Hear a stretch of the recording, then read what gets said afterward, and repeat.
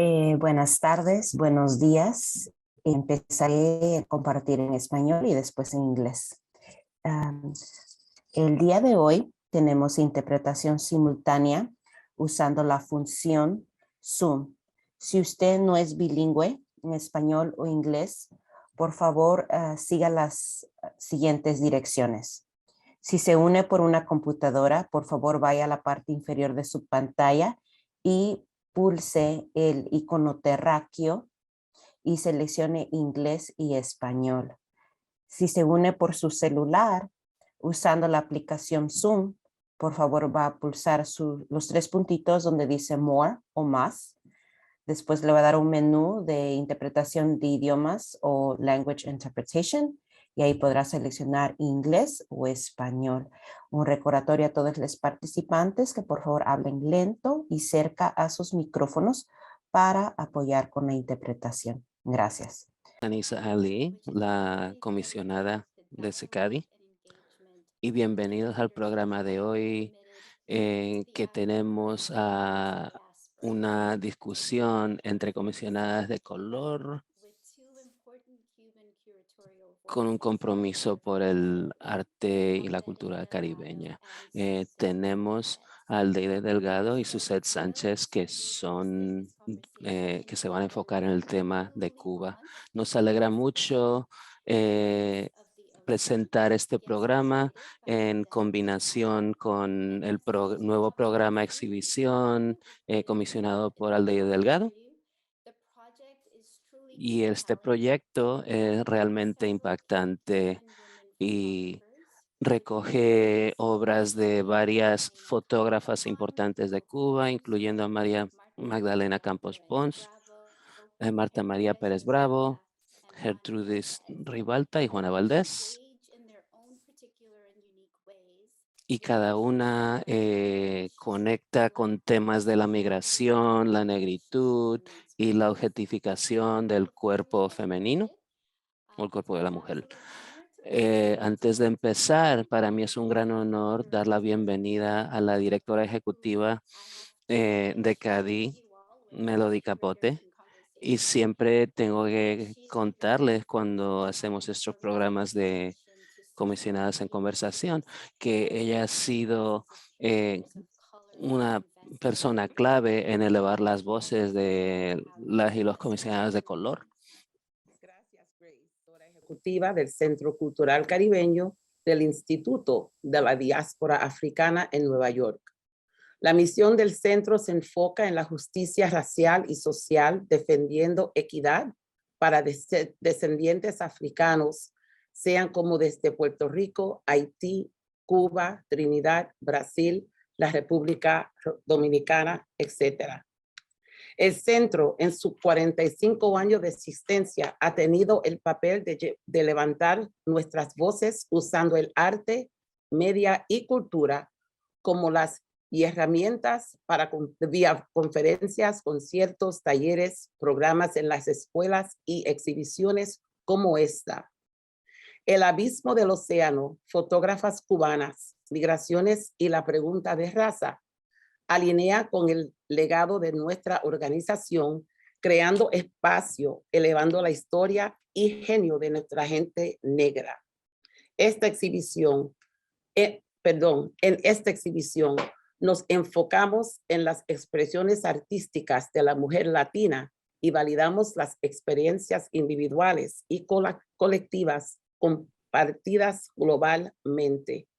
En este momento quiero darle las gracias a las curadoras de esta exhibición, Aldeide Delgado y Grace Ali, y a las artistas María Magdalena Campos Pons, Coco Fusco, Marta María Pérez Bravo, Gertrudis Ribalta y Juana Valdés por compartir sus visiones y cuentos articulando verdades a lo cual ya no puede virar el ojo ciego. También quiero reconocer a nuestros panelistas de hoy, Suzette Sánchez y Jazmín Chávez Helm, y darle las gracias a nuestros intérpretes, Sayuris Gómez y Luis López. También muchas gracias al personal del centro. Con esto, Los dejo ahora con Grace Ali para empezar nuestro programa. Gracias por estar con nosotros. Thank you, Melody. It's now my Gracias, pleasure Melody. to Y ahora es mi gran placer presentarles a la gran poderosa voz en el campo de las comisiones cubanas, y tenemos aquí a Aldeide Delgado, nacida en Cuba, basada en Miami, es historiadora del arte y comisionada independiente y fundadora del Archivo de Mujeres Fotógrafas Internacional, también WOLPA por sus siglas, y hacen trabajo esencial para las mujeres en la fotografía. Antes de pasar la palabra al Aldeide, que va a estar conversando con nuestra invitada de honor, Suzette Sánchez, queremos darles un poco de orientación acerca de cómo se llevará a cabo el programa. Vamos a escuchar de Aldeide y de Suzette Sánchez en su conversación acerca de sus prácticas de comisionadas cubanas. Después, Jazmín Chávez Ham, que es también parte del equipo de comisión de CADI, se unirá a la conversación y luego abriremos el foro a preguntas y comentarios de la audiencia. Pueden usar la función de preguntas y respuestas que pone QIA en pantalla y estaremos siguiendo la pista de cuando la gente comparta preguntas, y terminaremos el programa con unas palabras de Sabine Blazin. Y con eso se lo paso al Aldeide. Bueno, muchísimas gracias a curar esta exhibición, y también gracias Melody, gracias a todo el equipo de CADI por su apoyo en el diseño, la coordinación y la promoción de esta muestra. También quiero agradecer a todas las artistas incluidas en la exhibición, a los intérpretes que nos acompañan hoy, a todas las personas que de un modo u otro han apoyado para la realización de este proyecto. Gracias, bueno, a Suzette, Jazmín, Sabine, que, bueno, tendrán participación en los próximos minutos. El abismo del océano, The Abyss of the Ocean, es una exposición que debe ser entendida en diálogo con dos grupos expositivos anteriores. El primero es la exposición Building a Feminist Archive, construyendo un archivo feminista, Cuban Women Photographers in the US, fotógrafas cubanas en los Estados Unidos, que curé en el año 2019. Esta exposición presentó las variadas contribuciones de artistas cubanas viviendo y trabajando en los Estados Unidos desde los años 70, cuando el concepto de una identidad latina colectiva se convirtió en un factor determinante de los movimientos políticos, culturales y sociales de la época. Building a Feminist Archive enfocó las experiencias pluriculturales de estas artistas. Las obras, raramente vistas con anterioridad o que se presentaban por primera vez en el marco de esta exposición, abordaban los temas de comunidad, activismo y resistencia como parte de un momento donde las artistas ya no solo se identificaban como cubanas, sino también asumían la identidad latina para evitar el silenciamiento de sus prácticas creativas en el contexto de los Estados Unidos. En relación con esta exposición, The Abyss of the Ocean, el abismo del océano, mantiene el interés en el marco de reflexión sobre la latinidad, pero esta vez amplía el enfoque para incluir artistas cubanas que viven en otros espacios de la diáspora como España y México. Y con ello también busco problematizar el concepto de latinidad y el lugar que los sujetos racializados han tenido en la construcción del proyecto moderno colonial de Latinoamérica, y específicamente el caso de Cuba. Esta exposición presenta series fotográficas producidas desde la década de 1990 por María Magdalena Campos Pons, Coco Fusco, Marta María Pérez Bravo, Gertrudis Ribalta y Juana Valdés.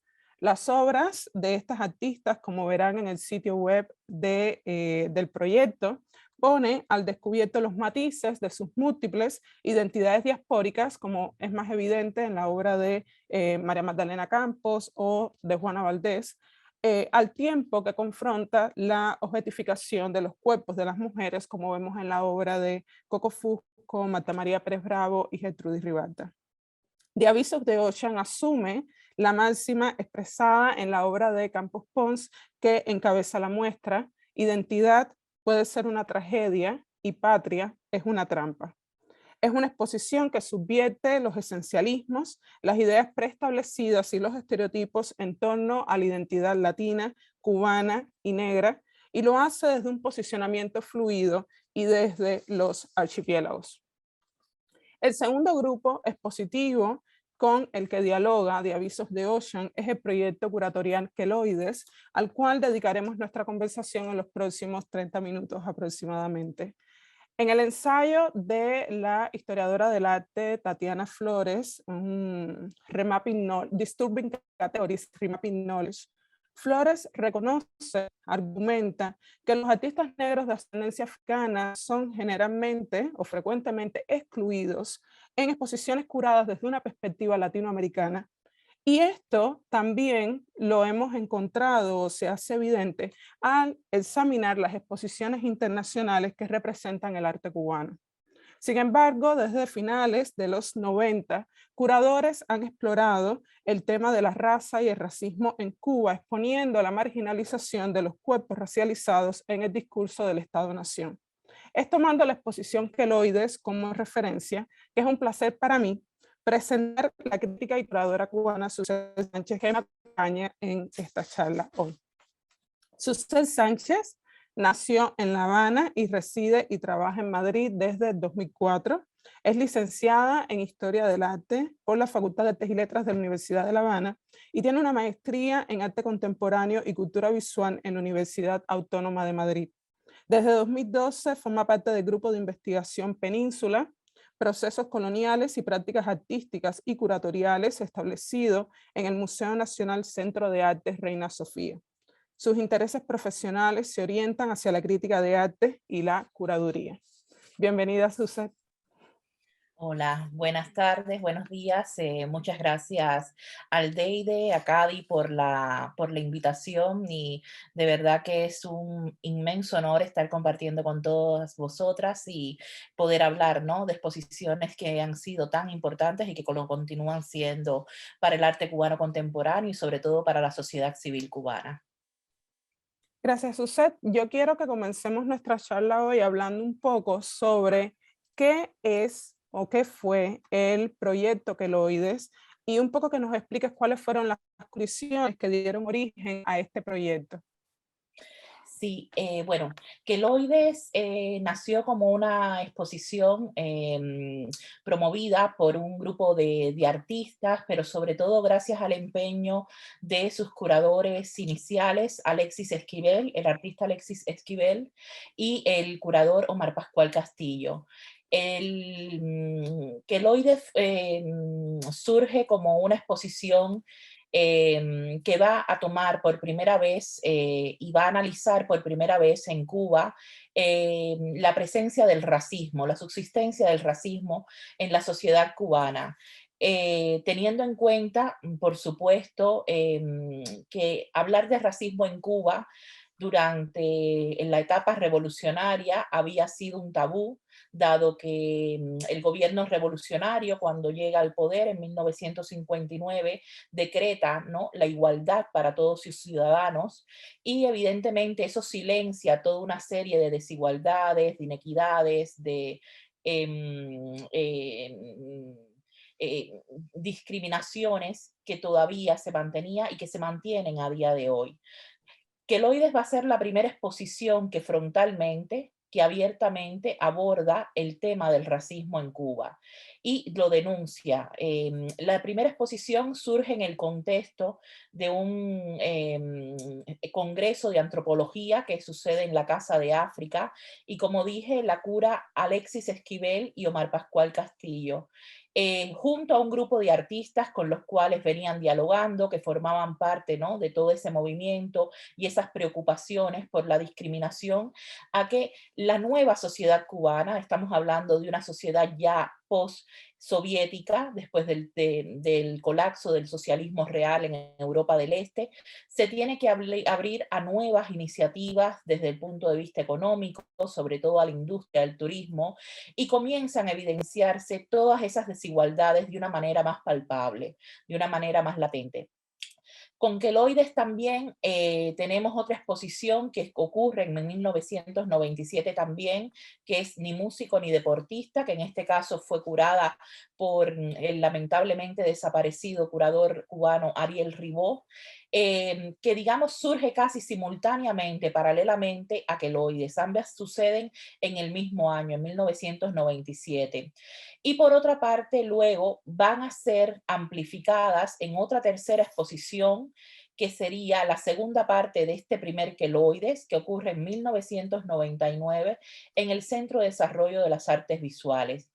Las tres exposiciones son quizás pues ese momento de emergencia de una conciencia afrodescendiente que se va a expresar en el campo de las artes visuales y que sobre todo va a incidir por primera vez dentro de las instituciones cubanas, dentro de las instituciones públicas. Nunca antes había ocurrido eso. Con Queloides, con Ni músico ni deportista y con la segunda parte de Queloides en 1999, se abre el debate racial en el campo cultural cubano, que hasta entonces había permanecido silenciado. Esa es quizás la gran importancia que tienen estas tres exposiciones iniciales sobre el racismo y la agencia etnorracial afrodescendiente en Cuba.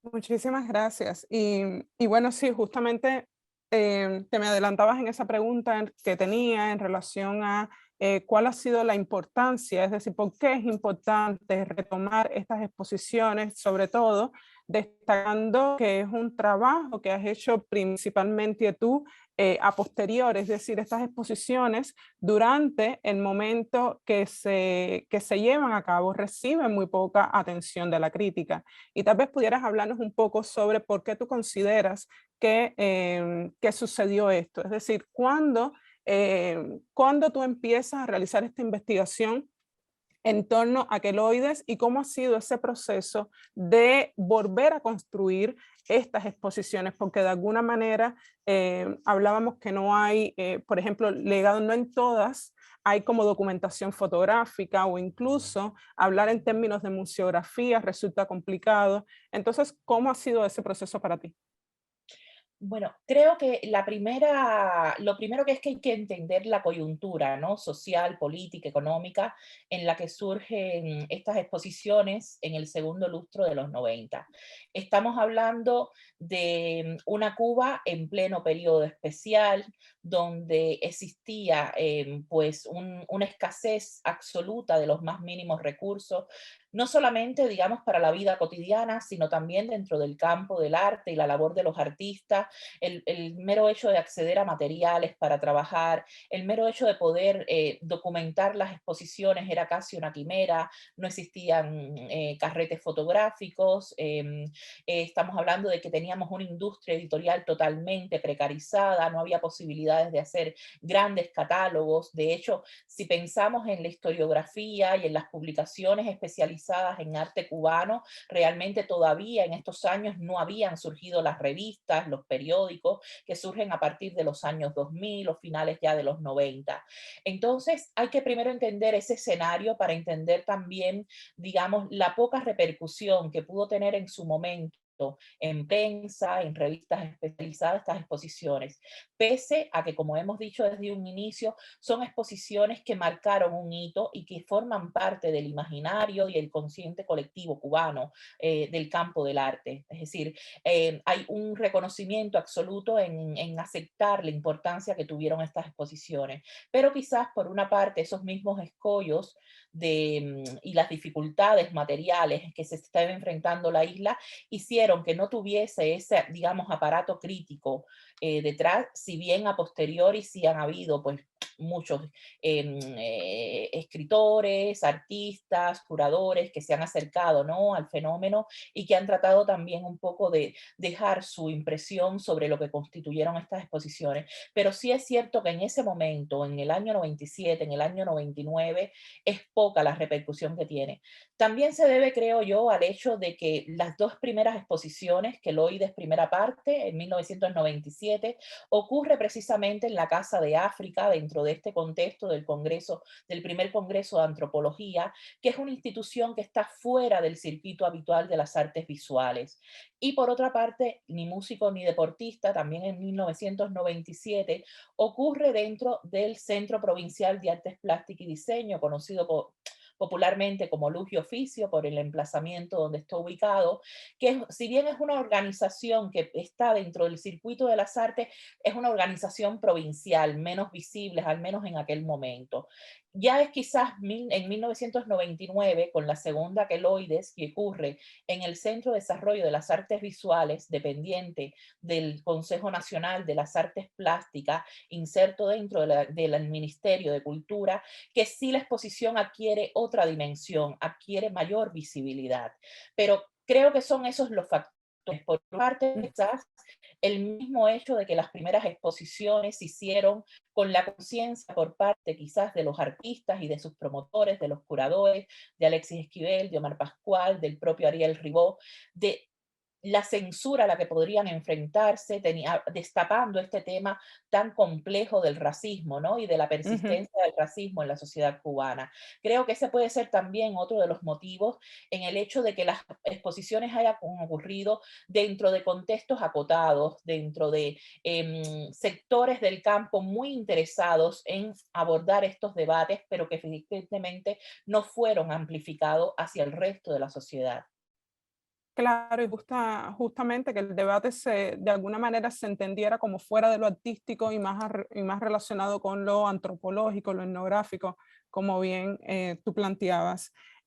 ¿Pudieras hablarnos un poco más sobre quiénes eran estos artistas? Es decir, quiénes son los artistas que se incluyen en las exposiciones, cómo fue el proceso de selección, de dónde provenían.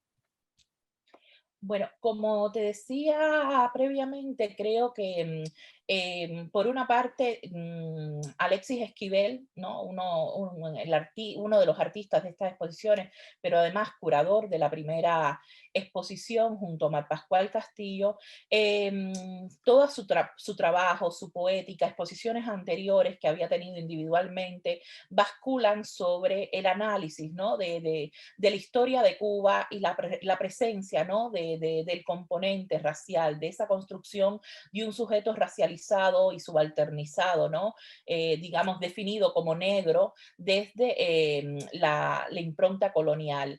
Y junto con Alexis había otro grupo de artistas en los 90, artistas afrodescendientes que tenían esas ocupaciones y que creo que formaban parte de sus debates habituales desde que estaban estudiando en el Instituto Superior de Arte, en el Instituto Pedagógico José, en la Facultad de Artes Plásticas del Instituto Pedagógico, en San Alejandro. Es decir, eran debates y preocupaciones que enfrentaban en el día a día. Estamos hablando de una generación de artistas que ya crece dentro de la revolución. Es decir, son artistas que desde niños ya están viviendo el proceso revolucionario, artistas que se forman en las escuelas de arte de nivel de enseñanza media, de nivel superior, y que evidentemente están formados, están de alguna manera preparados para exigir la reivindicación de unos derechos que se les han dicho que tienen, pero que sin embargo en la práctica ven que se les están restringiendo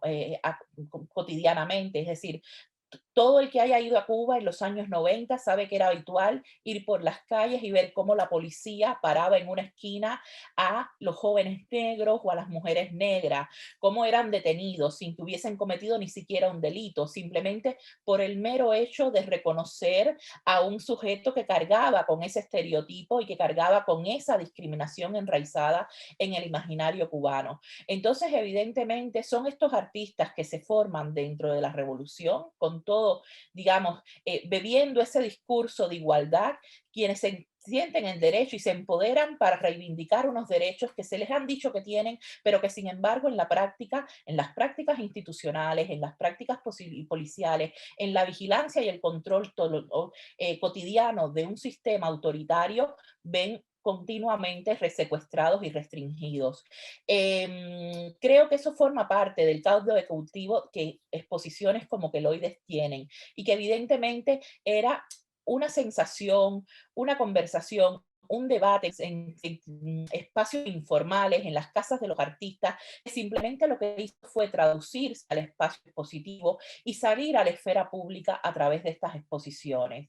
Estamos hablando todos de artistas con una trayectoria bastante importante, que ya en los años 90 habían hecho exposiciones fuera de Cuba, dentro de los circuitos nacionales, que habían hecho exposiciones individuales donde este tema racial estaba presente y que simplemente lo que hacen es colectivizar a través de estas exposiciones y abrir un debate público en una institución pública, una institución que pudiese estar en contacto directo con el público, en este caso de La Habana. Sí, a mí otra de las ideas que nosotros estuvimos debatiendo y que a mí me parece muy interesante y que de hecho también se manifiesta en esta exposición es que no todos los artistas que formaban parte de estas exhibiciones necesariamente son artistas que podríamos identificar como negros o artistas que, bueno, de alguna manera siempre es como muy complicado tratar de identificar o de establecer como estos límites cuando hablamos de identidad, pero sobre todo hay una problematización también en relación con quiénes son bienvenidos o quiénes están construyendo ese discurso de racialidad, que en este caso se da desde la inclusión de artistas que podríamos pensar que son de color de piel negra o que son artistas no blancos, pero que también artistas blancos forman parte de esa discusión. Entonces, era un elemento que habíamos anotado y que a mí me parece muy interesante.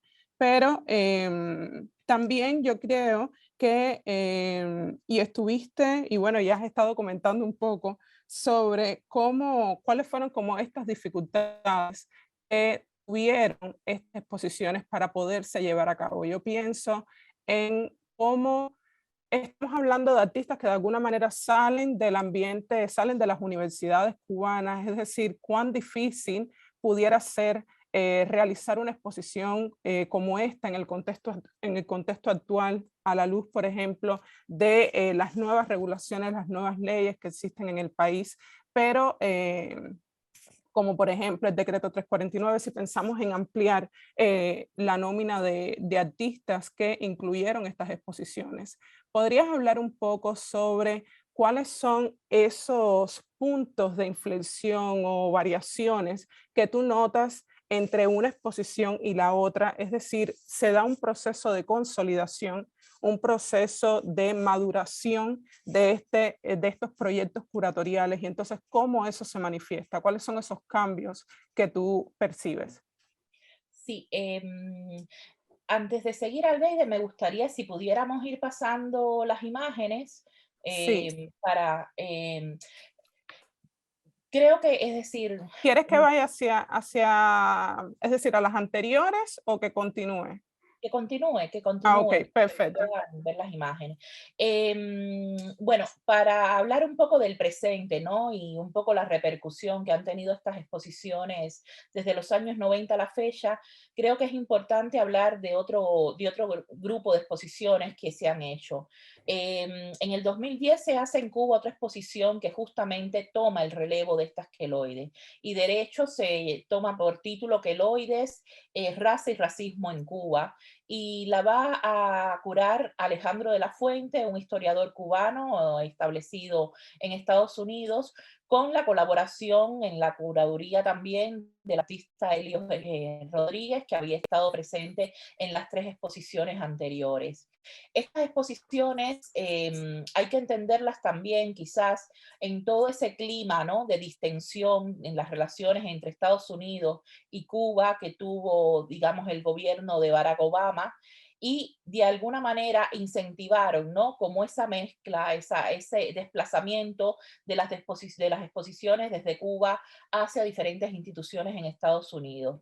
Creo que una de las cuestiones importantes que tiene el hecho del queloides que se celebra, por ejemplo, en 2010, es el hecho de ver cómo ya artistas que habían estado, que están en la diáspora, van a Cuba.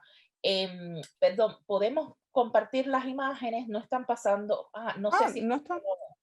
Vamos no a los- ver. ¿Alguien nos podría confirmar si están pasando las imágenes? Por favor. Bueno, Déjame. sigo mientras Vamos. tanto. No están pasando las imágenes. Oh, vamos a ver un segundo. Vamos a ver. Bueno, sigo hablando mientras tanto. Una de las cuestiones es precisamente el hecho de que los artistas que estaban en la diáspora pudieron estar en Cuba, pudieron ir a participar en esas exposiciones. Me refiero, por ejemplo, a artistas ya como Marta María Pérez, artistas como María Magdalena Campos, artistas como Armando Mariño, que ya pudieron estar en estas nuevas exposiciones. Por otra parte, creo que es decir, hay que mencionar, por ejemplo, hechos que siguen estando, ¿no? Y que siguen frenando la posibilidad de abrir el debate, ¿no? Y de la pertinencia de que a la vez que estas exposiciones acontecen, haya todo un programa, ¿no? De público donde se amplifique el debate racial. Por ejemplo, en la primera queloides que se celebra en 2010, se le impidió la entrada a Cuba a su curador, Alejandro de la Fuente. Esto es un hecho que creo que es importante mencionar. Pero luego también se han hecho otras exposiciones, también por Alejandro de la Fuente, como Drapetomanía, que por ejemplo rescató la obra y el trabajo de un grupo que había estado silenciado por la historiografía del arte cubano, como es el grupo antillano, que surge en los años 70, 80, y que está muy ligada a la figura de Wilfredo Lang, Manuel Mendive y otra serie de artistas, ¿no? De esa generación. Es decir, rescatar esas figuras que estuvieron silenciadas precisamente por el componente, digamos, de herencia africana y sobre todo el componente mágico y religioso que habían en sus prácticas, creo que es importante. Y toda la labor de archivo que se logra hacer, de rescate y de políticas de archivo que se logra hacer a través de estas exposiciones, es muy importante para consolidar esa memoria de la agencia afrodescendiente en Cuba. Es decir, no es que no hubiese un debate racial y no es que no hubiese un debate sobre la construcción de esa identidad negra en Cuba en momentos anteriores de las artes visuales, sino que simplemente se habían apartado a un lado, se habían marginalizado por no formar parte central de las ideas que tenían, por una parte, las instituciones artísticas y por otra parte, otro discurso interesado sobre la vanguardia en el arte cubano, que precisamente lo que hizo fue instituir, legitimar y también internacionalizar las prácticas de vanguardia, conceptuales, etc. Entonces, creo que eso también es importante señalarlo, ¿no? Cuando hablamos de la posibilidad o, digamos, la condición de posibilidad de que acontezcan estas exposiciones de temática racial en Cuba en el momento presente. Has hablado precisamente del 349, ¿no? Y de cómo todos estos artistas son artistas egresados de instituciones educativas del sistema artístico cubano, con lo cual tienen toda la legitimidad para estar dentro de las instituciones. Para aquellos que no conozcan muy bien a qué nos referimos cuando hablamos del decreto 349, estamos hablando de un decreto que en el año 2018, si mal no recuerdo, establece el Ministerio de Cultura cubano a través del nuevo referéndum que se hizo en la Constitución para, digamos, restringir el derecho o el acceso de aquellas personas que no sean graduados de escuelas de arte a las instituciones donde se puede exhibir y donde se puede comercializar la obra. Realmente es un pretexto para vigilar y para de alguna manera restringir la libertad de expresión. Entonces tenemos, por ejemplo, una figura como la de Luis Manuel Otero Alcántara, un artista autodidacta, actualmente preso y sometido, ¿no?, a una injusta condena por salir a manifestarse durante el 11 de julio de 2021, el año pasado, durante la revuelta popular que hubo en Cuba, y que precisamente uno de los argumentos que se dan para continuamente vigilar sus prácticas es el hecho de que no es graduado de una escuela, de que es un artista autodidacta, cosa que evidentemente es absurda. Entonces, evidentemente, es decir, el tema del racismo sigue siendo un tema muy sensible en Cuba, sobre todo en las condiciones actuales donde Cuba se está abriendo a un sistema, digamos, de transición neoliberal, donde evidentemente cada vez vemos más en lugares privados que abren al público aquella etiqueta de se reserva el derecho de admisión. Y el derecho de admisión tiene que ver precisamente con ese apartar y con ese lateralizar a todas aquellas subjetividades que no cumplen el canon patriarcal, heteronormativo, falocéntrico, etc. Entonces, evidentemente, la población negra, las personas afrodescendientes se encuentran en una situación de mayor vulnerabilidad ante todas estas restricciones nuevas que han aparecido con esta supuesta o prolongada transición, ¿no?, que está ocurriendo en la esfera económica en Cuba. Ante esas circunstancias, evidentemente, una vez más el debate racial, no solamente dentro del campo del arte, sino en la sociedad cubana en su integridad, se hace cada vez más pertinente, es decir, se hace cada vez más urgente y necesario. Y es donde ahí estas voces pueden encontrar, ¿no?, no solamente escollos, censuras, sino también diferentes maneras de ser coaccionadas o castigadas o vigiladas, ¿no?, simplemente por el hecho de querer expresar y del querer denunciar una situación que se vive día a día. Sí. Suzette, hablábamos de cómo podríamos hablar que durante el periodo de la presidencia de Barack Obama hay un incremento de exposiciones que de alguna manera abordan el tema del racismo en Cuba y que de alguna manera funcionan para generar esta idea de cambio que se quería que se quería generar en torno a lo que estaba pasando en la isla para propiciar como este acercamiento entre los dos países. ¿Crees que el hecho de encontrar que exposiciones como Without Mask, que se realiza como en ese periodo, se presenten en el Museo Nacional de Bellas Artes, generan un ambiente de optimismo en relación a al reconocimiento de la problemática racial en la isla? A ver, es una pregunta interesante porque yo creo que sobre todo estas exposiciones acontecen en un clima de ambigüedad, ¿no?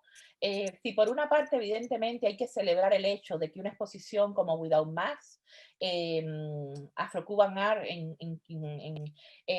ocurra dentro del Museo Nacional de Bellas Artes, estamos hablando de la principal institución donde, digamos, se conserva el patrimonio cultural de la nación, el patrimonio artístico. Estamos hablando de una institución que depende directamente del Consejo de Estado, con lo cual se va a regir férreamente por las políticas culturales que se establecen desde la dirección, ¿no?, desde el gobierno cubano. Que acontezca una exposición que sitúa en el centro de la mirada al sujeto negro, a la agencia afrodescendiente, es algo que hay que celebrar sin lugar a duda. Sin embargo, aquí la otra pregunta es, ¿qué es lo que nos está indicando ese gesto de que se exponga una exposición que básicamente está hecha con los fondos de una colección privada de un coleccionista extranjero? Es decir, esa entrada de la colección privada a un museo público, a un museo nacional, también tiene que de alguna manera despertarnos sospechas y sobre todo apuntar cuáles son las relaciones económicas y las relaciones de poder que se están dando dentro del campo cultural cubano, dentro del campo del arte contemporáneo cubano.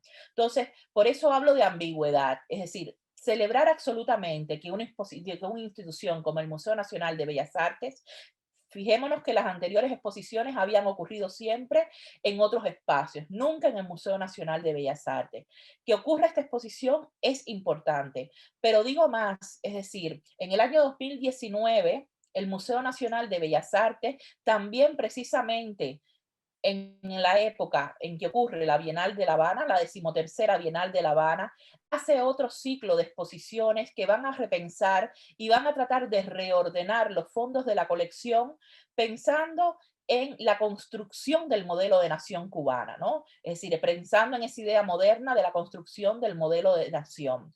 Y dentro de ese conjunto de exposiciones que hubo, que fueron aproximadamente 5 muestras, hubo 2 exposiciones, por una parte, una que se llamó Nada Personal y por otra parte Isla de Azúcar, que trataban precisamente de estructurar ese discurso de la colonialidad en la construcción de la nación cubana y donde evidentemente esa, digamos, situar el monocultivo del azúcar como la fuente, digamos, la base de la economía cubana y la emergencia digamos, del episteme colonial, apuntaba, por supuesto, hacia las subjetividades negras y hacia los cuerpos negros como sostén de esa violencia, ¿no?, colonial.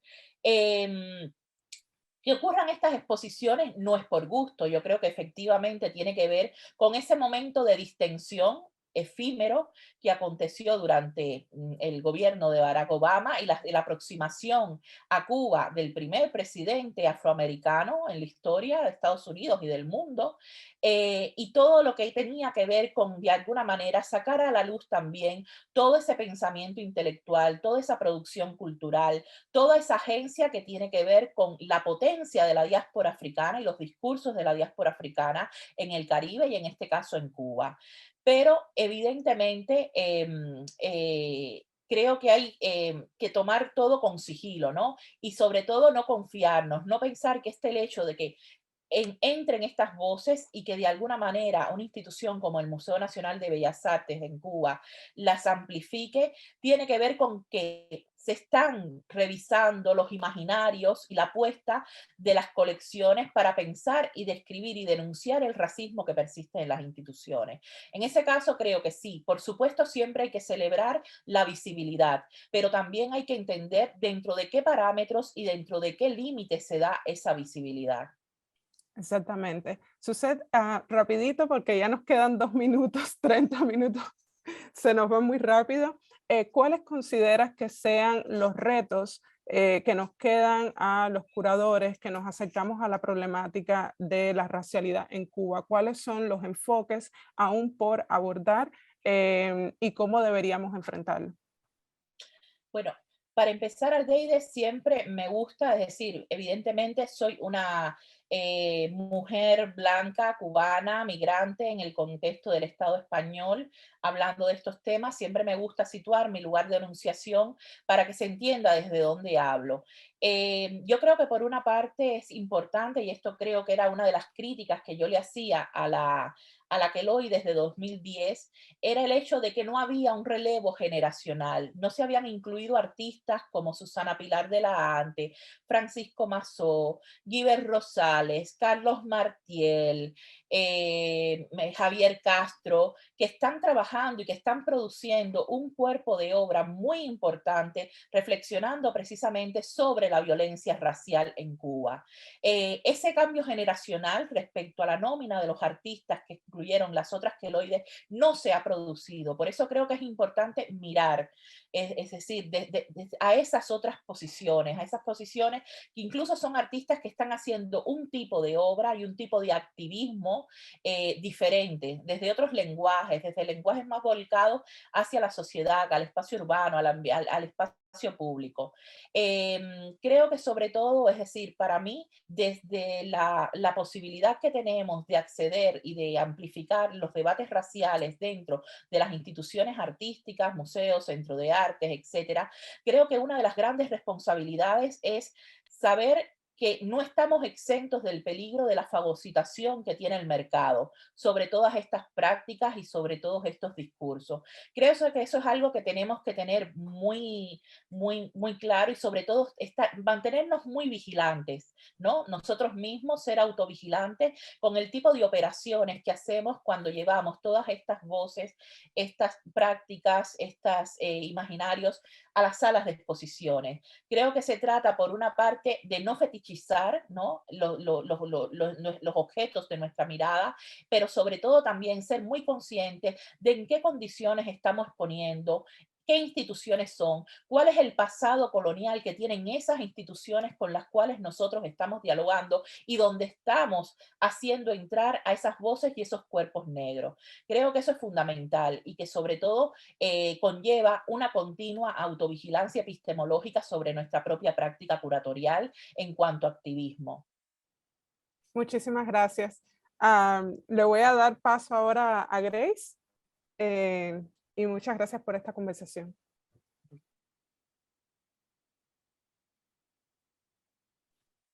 Suzette and Alderi, thank you both for that fascinating discussion, and then to see the work and the images as you talked was really important and impactful.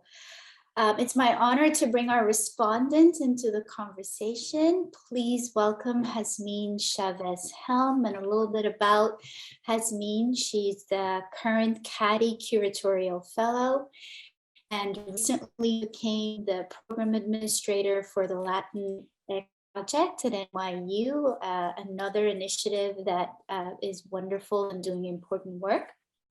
Hasmin is also the founder of the Digital Humanities Project Recuerdos de Nicaragua, which archives the material culture of the Afro and indigenous communities in the Mosquito Coast of Nicaragua and Honduras. Hasmin, welcome.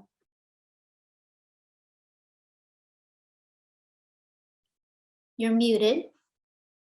You're muted, Hasmin. Gracias, lo siento. Gracias, Grace.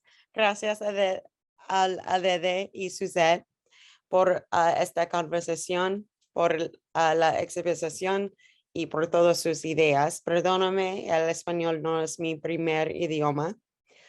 Agradezco su habilidad. Tengo 3 preguntas. Okay. The first question, la primera pregunta, ¿crees que la teoría archipelágica se puede aplicar a las prácticas curatoriales y artísticas de curadores y artistas en los continentes? ¿Por qué o por qué no?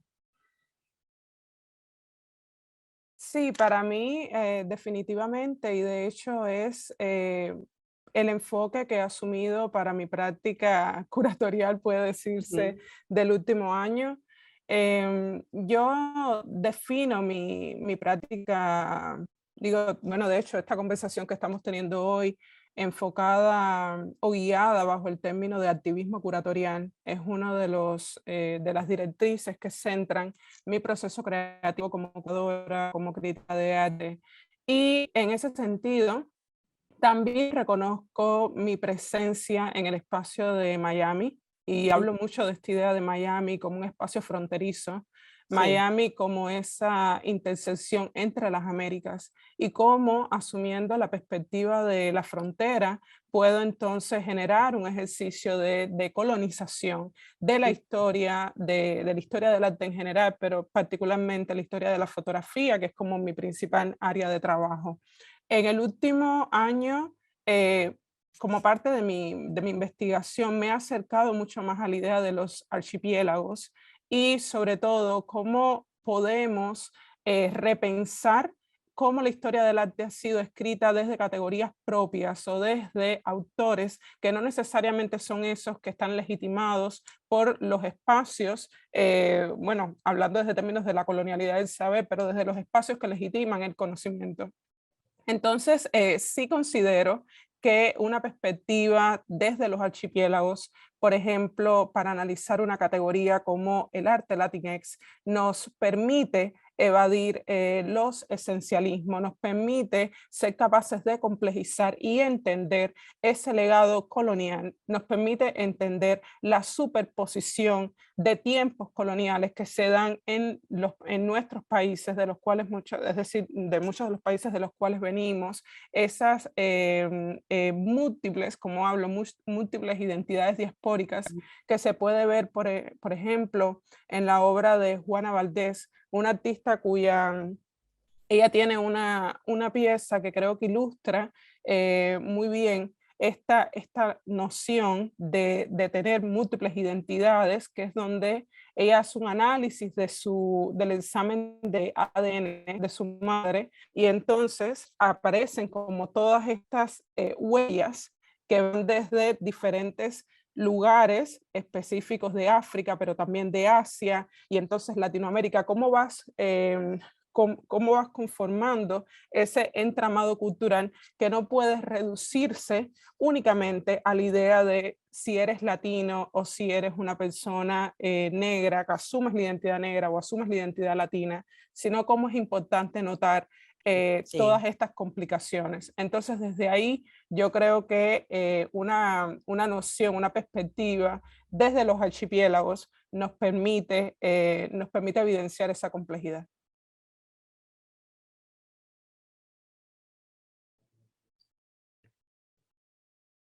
Muchas gracias. Tengo otra pregunta. ¿Sí? ¿Has notado diferencias en el trabajo de artistas nacidas en Cuba contra aquellos artistas de descendencia cubana? Si es así, ¿qué son? Bueno, yo creo que hablar de diferencias y a lo mejor también Suzette pueda contribuir aquí a la discusión, pero en relación con diferencias entre la producción de artistas que de alguna manera vivan en Cuba, nacidas en Cuba, que vivan en Cuba, y artistas que hayan emigrado, pues bueno, básicamente diferencias como podemos encontrar en todo tipo de artistas. No me gusta como catalogar o establecer a priori este tipo de tendencias que clasifican a los artistas bajo grupos, como por ejemplo, bajo grupos que establecen determinadas asunciones como si eres una mujer artista, pues vas a realizar un tipo de arte. Entonces, no me gusta establecer ese tipo de categorizaciones, pero sí es cierto, y al menos para el contexto de esta exposición, que uno de los mayores retos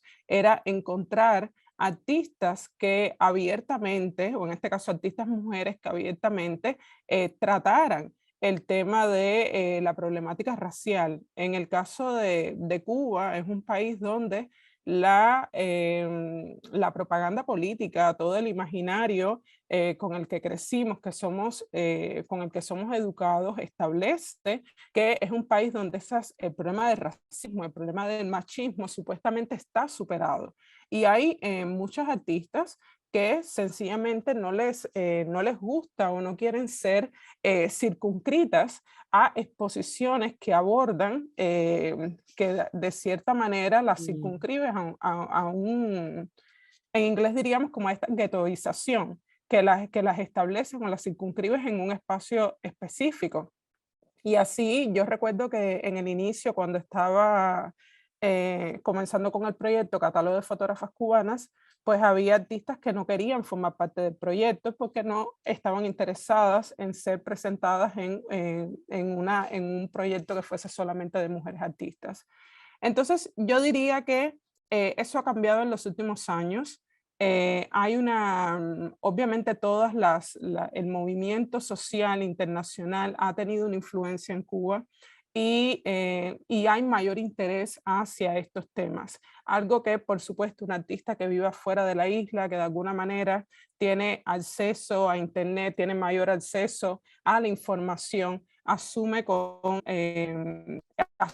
otra perspectiva, si pudiéramos decirlo así. Sí, gracias. Bueno. Ok. otra pregunta. Un momento.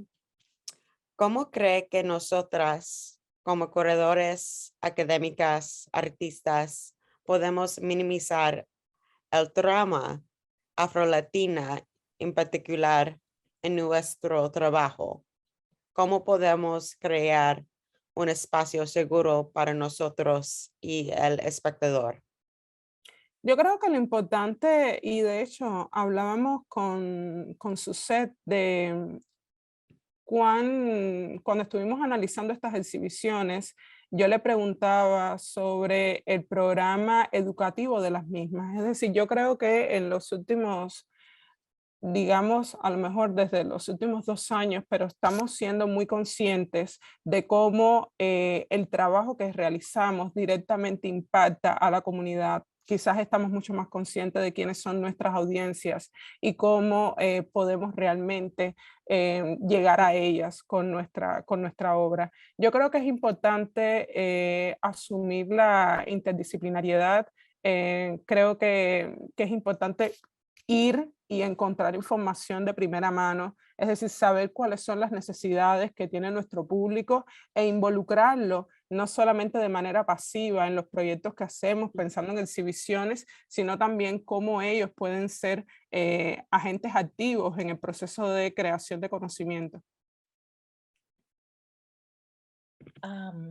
Sí me gustaría un poco responder a esta pregunta, bueno, intentar responder un poco la conciencia con la cual realizamos nuestras prácticas. Creo que es muy importante, por eso yo insistía en ese lugar de enunciación desde el cual estamos hablando, siendo conscientes también de todos los privilegios, ¿no?, que conlleva ese lugar de enunciación desde las artes, desde el campo del arte contemporáneo, en diálogo con instituciones culturales, instituciones que tienen que ver con una estructura también hegemónica, ¿no?, de distribución del conocimiento y de la manera en que se comparte el conocimiento, ¿no?, en todas estas instituciones donde ocurren nuestras prácticas. Yo creo que en el caso nuestras, como en este caso como curadoras, o al menos hablo siempre en primera persona, es muy importante, es decir, saber que nuestra práctica no está deslindada, ¿no?, de la esfera extraartística, que nuestra práctica está asumiendo ese medio donde vivimos, el contexto donde vivimos, que sea una práctica situada, una práctica donde lo local encuentre voz, ¿no?, en todas esas preocupaciones que son globales, que tienen que ver con cómo se circula el conocimiento contemporáneo, pero que evidentemente tiene unas particularidades en cada uno de los contextos en los cuales trabajamos. Para mí, por ejemplo, cuando trabajo con los imaginarios o con las voces o cuando estoy en diálogo con la agencia afrodescendiente, para mí es muy importante, trabajando en instituciones dentro del Estado español, no olvidar el término racismo. Creo que es importante porque es un término que refleja una sociedad y que evidentemente hay que todavía hacer mucha pedagogía civil, mucha concientización, sobre todo cuando vemos que la extrema derecha gana más espacio hoy en las instituciones públicas, en los gobiernos, etc. Entonces creo que en ese sentido nuestro trabajo, trabajando con las imágenes, además que digamos es el medio, ¿no?, a través del cual casi todos hoy nos comunicamos a través de redes sociales, etc. Creo que la labor que hacemos con las imágenes y sobre todo con estas imágenes donde hay determinados cuerpos que son violentados continuamente, se ponen en el centro de la mirada, creo que es importante sobre todo el hecho de que marquemos y de alguna manera situemos nuestra voz, pero situemos también aquellos discursos que queramos que sean denunciados, que queramos que emerjan digamos, a primer plano, ¿no? Si bien los medios de comunicación y otros espacios de poder están todo el tiempo tratando de invisibilizar y ocultar todas estas violencias estructurales y sistémicas, creo que nuestro trabajo con las imágenes tiene que situar en el centro de atención algo para no olvidar que seguimos en estructuras de pensamiento y de digamos, biopolíticas, donde la colonialidad sigue imperando y donde todos los días hay cuerpos que están siendo violentados, ¿no?, producto del racismo. Entonces, creo que para mí ese es uno de las responsabilidades fundamentales dentro de mi práctica. Sí, yo estoy de acuerdo y gracias por su respuestas, Suzette y Adede. Gracias, gracias, Jazmín.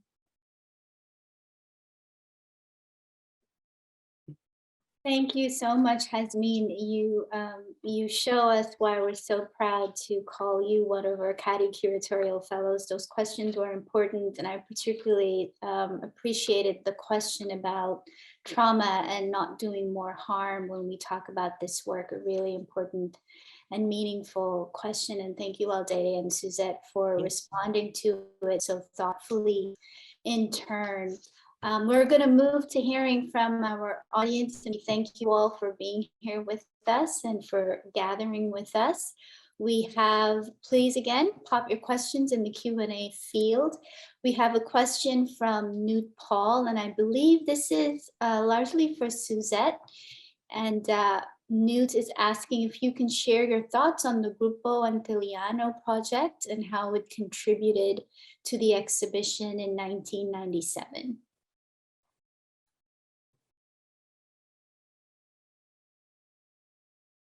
Sí. Perdón, es que estaba leyendo. Perdón, quiero leer porque veo en las preguntas y respuestas que está participando Elio Rodríguez, quien fue curador junto a Alejandro de las Fuentes de el queloides que se hizo en 2010 y también ha colaborado en la exposición de Drapetomanía, ¿no? De homenaje al grupo antillano. Y comenta Elio que en el caso de los artistas de nuevas generaciones se intentó en su día, ¿no? Poderlos incluir en la exposición, pero bueno, por X motivo no fue posible. Sobre todo ellos estaban tratando de trabajar con Carlos Martiel y Javier Castro. Perdón que quería hacer ese inciso. Y me perdí un poco porque no escuché muy bien la pregunta. Sí, te preguntan si el grupo si puedes compartir tus pensamientos sobre cómo el grupo antillano contribuyó con la exhibición de 1997. Bueno, con la exposición de 1997 no creo que haya habido particularmente una colaboración. Sí es cierto que hay muchas influencias. De hecho, si mal no recuerdo, una de las obras que mostró Alexis Esquivel exposición de 1999, hacía una especie de apropiación de una obra emblemática de Manuel Mendive, que es El barco negrero, un poco hablando de estos nuevos procesos migratorios a los que se enfrenta la diáspora africana, ¿no? Una vez en los países ya trasplantados tienen que volver a emigrar en busca de esas otras oportunidades. Entonces, pero sobre todo creo que sí fue en el caso ya de la exposición de Drapetomanía, donde hubo sí digamos, es decir, una colaboración muy estrecha desde el punto de vista de rescatar, ¿no? Toda esa historia que estaba de alguna manera soterrada, era una historia que estaba ahí, pero que evidentemente durante 2 décadas, casi prácticamente 3 décadas, estuvo en silencio. Por una parte porque evidentemente estaba mirando justo en la década de los 70, donde Cuba está asumiendo una estética regida por el realismo socialista y donde se está mirando todo el tiempo a la Unión Soviética como canon, ¿no? Para la propaganda cultural. El grupo antillano estaba mirando precisamente a los archipiélagos, estaba mirando al Caribe, estaba mirando a todo ese concepto de antillanidad, ¿no? Que tenemos en Glissant, etcétera, y evidentemente rescatando, ¿no? Prácticas que tenían que ver con una memoria, pero una memoria donde las prácticas religiosas de ascendencia africana son muy importantes.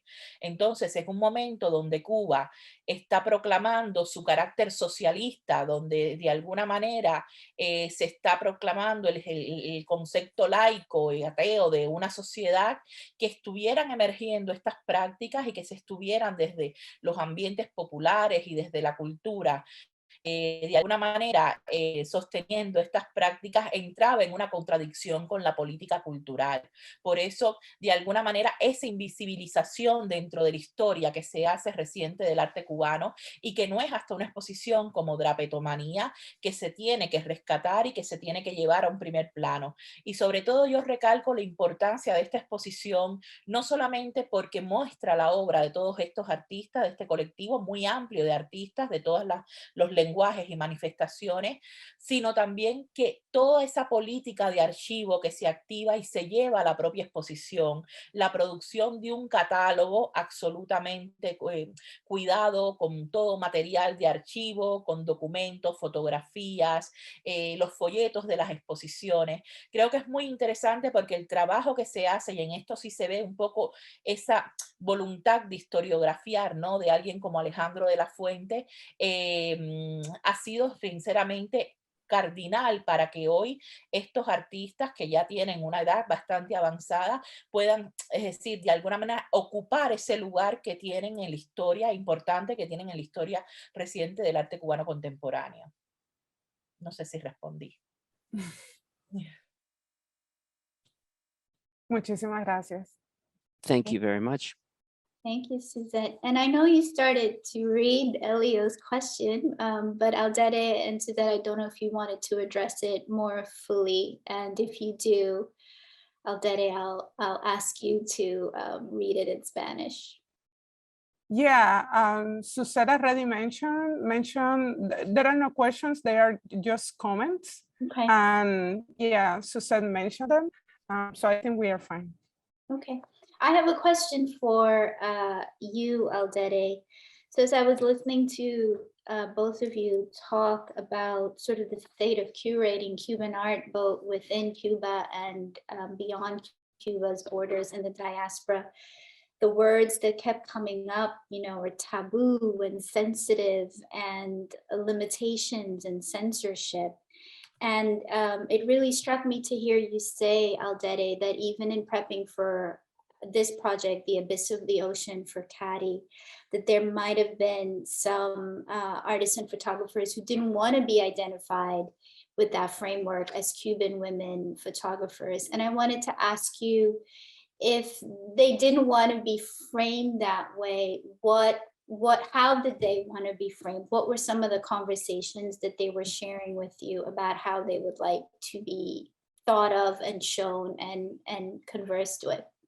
Yeah, that was not with this exhibition. That was, I was referring to the project Catalog of Cuban Women Photographers. When I started that project in 2013, that was a moment in which when it was very hard to speak about topics such as feminism or even the Catalog of Cuban Women Photographers was the first project that comprehensively proposed this rewriting or this process of bringing to light the women who have contributed to the history of Cuban photography from a feminist perspective. So for many artists, it was at that point something new and something in which they don't necessarily wanted to be involved because, and that not only happened in the Cuban context, I mean, when we learn or when we read some of the writings of Abigail Solomon Goudot, she speaks about this, the dangers of the ghettoization, of how some artists fear to be included, they fear to be included in certain exhibitions in which they are only identified for considering their identity as women or as Black, or that's a perspective that I have found not only, several times that I respect that position, but, I think that with the pass of the time, that position has changed a little bit. I mean, I am not finding that answer anymore, like in the recent years. And I think that is because education, there was a lot of prejudice, and specifically in the Cuban context about what feminists could be. And right now is, yeah, I think that it's more easy for everyone to identify or to understand what are the real proclaims of movement, such as feminism or being in an exhibition that centers this perspective. Thank you. I have a final question for both of you before we close out, and unless we get another question pop into the Q&A. And I want to thank you both, Suzette and Aldede, for laying out the challenges of what it means to commit to this work, to curating Cuban art. And I wanted to ask you, for those of us who are thinking about what the futures and the possibilities of this field are, if you can share with us some of the opportunities and the possibilities that you're encouraged by other curatorial projects that have been happening, by other curators working on this particular body of work. What are some things that you are encouraged by that we should take note of? You want to respond, Suzette, first? Well, thinking on, I was speaking with Suzette that, well, after organizing the Abyss of the Ocean, but also, I mean, if this would have been, I thinking right now on that, like a physical exhibition, I told Suzette that I would have loved to include like documentary material related with these other exhibitions, because I think that chronology or this history or that legacy needs to be expressed in a very conscious way, and people need to be aware of that. We believe, and I think that's something that I share with Suzette, in the possibility of tell a history of art from the perspective of the exhibitions. And I think I always, and this is something that I try to make with the Abyss of the Ocean, I mean, this idea of exhibitions inside exhibitions, and establishing like this dialogue with Building a Feminist Archive, but also with Queloides. And I think that thinking on what kind of ideal exhibition on this topic I will see in the future for someone who wanted to make it, I consider it's very important to include, to interdisciplinary in our approach, and include how other movements, for example, in literature, in music, for example, there is a big movement of hip hop who in Cuba have been, you know, addressing these topics. And I think that an exhibition that compiles or includes all of this manifestation could be awesome. I mean, I look forward with excitement already to that. And that's something that for sure, I encourage or an approach that I would like to see regarding this topic.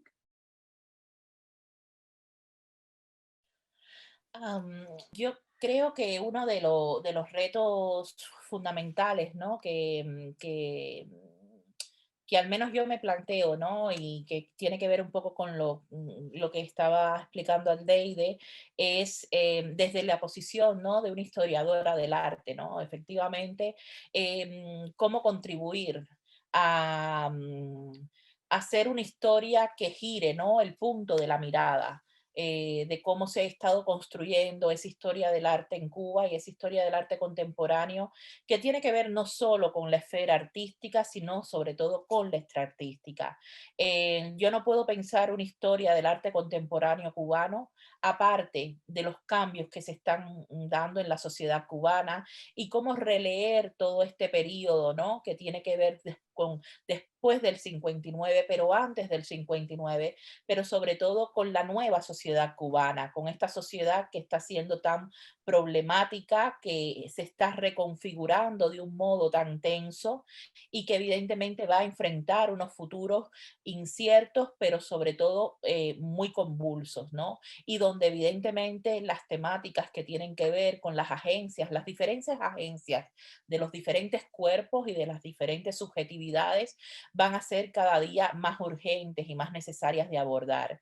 Entonces, para mí es importante pensar desde ese lugar, de cómo reconstruir otras narrativas posibles y darle un cuerpo a esas otras historias, ya sea desde ese historiar, las exposiciones que han quedado de alguna manera en ese espacio lateral o marginal de las grandes historias del arte que se han hecho desde Cuba, pero sobre todo también pensándolo desde los diferentes contextos en que se está pensando el arte cubano hoy. En este sentido, es decir, tiende a haber una capacidad del poder desde Cuba de anular las voces que están en la diáspora, precisamente por ese concepto totalitario de nación y de unidad que se tiene. Y realmente hoy no podemos pensar en el arte cubano sin pensar todas sus diásporas y sin pensar lo como un movimiento fluido dentro, fuera de Cuba. Entonces yo creo que es importante también reconstruir todas esas historias que están en esos, como dice Aldeide, archipiélagos, ¿no? Y que exceden evidentemente el carácter cerrado de la isla. Creo que ese es uno de los retos y que creo que pasa no solamente por la práctica curatorial, sino también por esa posibilidad desde la cual la práctica curatorial genera a posteriori un concepto historiográfico, ¿no? Y nos sirve para repensar el pasado, pero sobre todo para proyectar también, digamos, los peligros que nos acechan desde el futuro.